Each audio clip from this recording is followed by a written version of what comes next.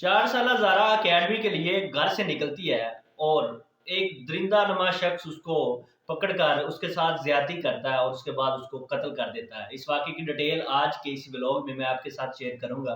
अस्सलाम वालेकुम, मैं हूं रिजवान अली, आपकी खिदमत में हाजिर हूं और आप देख रहे हैं मेरा डिजिटल चैनल। गुजरात का ये अफसोसनाक वाक़या है कि एक 4 साल नन्ही कली को बेदर्दी के साथ कत्ल कर दिया जाता है। वो ट्यूशन के लिए घर से निकलती है और 4 घंटों के बाद वालदैन को पता चलता है कि उसकी बेटी जो है एक बंद बोरी में एक हवेली में पड़ी है। और वालदैन इस हद तक परेशान और ढूंढते फिरते हैं, लेकिन उनको पता चलता है जब उसकी बेटी एक प्लाट में पड़ी हुई है एक बोरी के अंदर।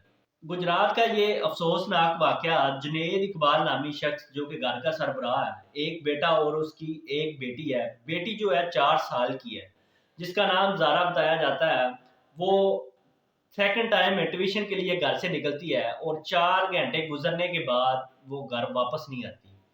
जुनैद इकबाल साउथ अफ्रीका में जॉब करता है और जब वो अपनी फैमिली में शादी के लिए पाकिस्तान आया हुआ था, अपने कज़न की शादी पे जाता है। थोड़ी देर तक उसकी बेगम उसको कॉल करती है कि जुनैद इकबाल, मसला ये है कि 4 घंटे हो गए हैं, ज़ारा अभी तक घर नहीं आई और मैंने उनसे बात भी की है और वो ये बता रहे हैं कि ज़ारा आज एकेडमी आई ही नहीं है, आप जल्दी करें वापस आ जाएं। जब वो वापस आता है, ढूंढते हैं, मोहल्ले वालों को बताते हैं, मोहल्ले वाले साथ और जो जितने उसके दोस्त अहबाब थे उसको वो बताता है, तो उतनी देर में मोहल्ले वाले भी इकट्ठे हो जाते हैं और दोस्त अहबाब भी इकट्ठे हो जाते हैं कि ज़ारा गई किधर। अब जब 4 घंटे गुजरते हैं ज़ारा को गायब हुए, तो ट्यूशन का टाइम 2-3 घंटे का था, लेकिन उसकी वालदा ने ट्यूशन वालों को कॉल की कि हमारी बेटी अभी तक घर क्यों नहीं पहुंची।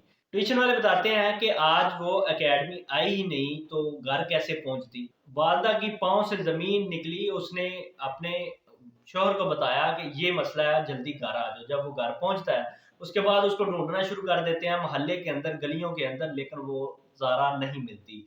कुछ देर गुजरती है, 2-4 घंटे गुजरने के बाद फिर वो अगले रोज क्या करते हैं, पुलिस स्टेशन जाते हैं। जुनैद इकबाल अपनी मदय्यत में एक एफआईआर दर्ज करवाता है और जब एफआईआर दर्ज हो जाती है नामलूम की, तो अगले दिन पुलिस जब तहकीकात शुरू करती है कि एक बंद हवेली है, उसके आसपास राइट और लेफ्ट साइड पे 2 मकान है, लेकिन खाली हवेली के अंदर एक लाश पड़ी हुई है छोटी बोरी के अंदर। 4 साल की बच्ची थी, जब उसने ऊपर छत से उसको फेंका तो जिस साइड से वो गिरी उसकी वो हड्डियां भी टूट गई।